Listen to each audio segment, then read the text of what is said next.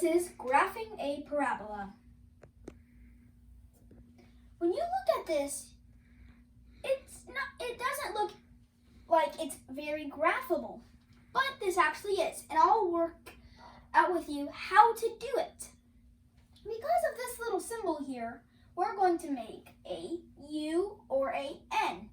I know that it's going to be a U, an upward facing parabola or parabolum, because this has no negative. If it was negative, it would be downward because it keeps progressing downward. So let's start. First, what you have to do is make sure this part right here is only x squared. All of these have a common factor of 4. So what we can do is divide everything by 4.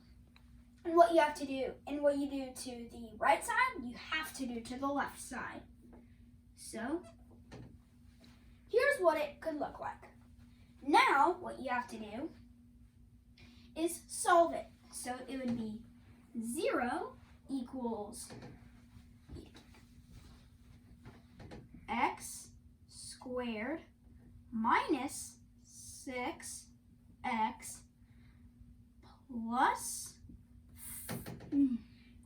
why am I writing an I? Plus 5. So in some cases that would be a T. Okay. Now what you have to ask yourself is, what two numbers that multiply to get to 5 add together to get -6? One way to do this is to find the factors of the number you're trying to multiply together. Sum of 5 are the only ones because 5 is a prime number, a number that's only divisible by 1 and itself, 1 and 5. So -1 and -5 both add together to get -6. Because they're both negatives, they add to equal a positive, a plus. So here's how you write that. It's x minus 1, x minus 5. You don't write it like this, so you have to put in the parentheses. This actually stands for times, to let you know. And also, we have to always add this. 0 equals. So, to make x equal 0, or y equals 0, x can equal either 1 or 5. So, let's graph that. 1 and 5. Those are both points that we can easily find. Another point we now need to find is the vertex. So we can see that if we subtract 2 from 5 and we add 2 to 1, then we would get 3. So 3, let's plug this in. So x would have to be somewhere down here because it's an upward facing parabola. So now, we have to plug this back in. 3 squared, because please excuse my dear Aunt Sally, parentheses, exponents, multiplication, division, addition, subtraction, and that's it. Come in order. So exponents come first. 3 squared is 9. 3 times 3 is 9. Times 4 equals 36. This is going to get tricky. So minus 24x. Negative 24 times 3 equals negative 72. So what we're going to do is we're going to put what their total is above them so that it makes it easier. You can do this too, or you can write it down another place. And this just stays the same because it has no x. So plus 20.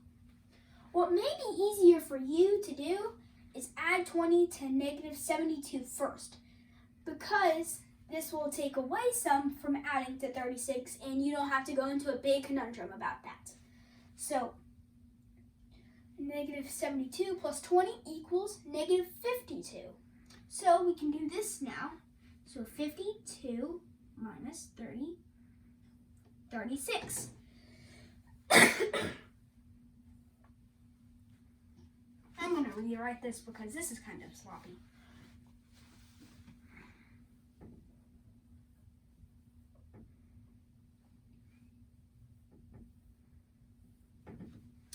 What I'm going to do is I'm just going to put this back at the bottom. And let's see. More on the floor, go next door. So this equals 12 and this is 4. So 16. But since this is bigger, what it would actually look like is this is flipped around because it's negative 15 minus, negative 52 plus 16. So it would actually equal negative 16. Don't forget to add that. So when x equals 3, y equals negative 16. So they come all the way down here. Let's see. So it looks something like this.